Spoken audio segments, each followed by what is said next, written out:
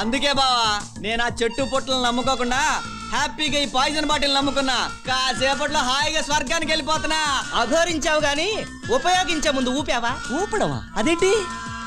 ఏంటా? Shake well before use. అర్రే మర్చిపోయానే. నీ తిక్కక సరైన శాస్తి జరిగింది. ఇది ఎక్స్పైర్ అయిపోయింది. అంటే నేను ఇప్పుడు చచ్చిపోనా? ఎందుకు చచ్చిపోవు? ఇక్కడి నుంచి తోసేస్తే.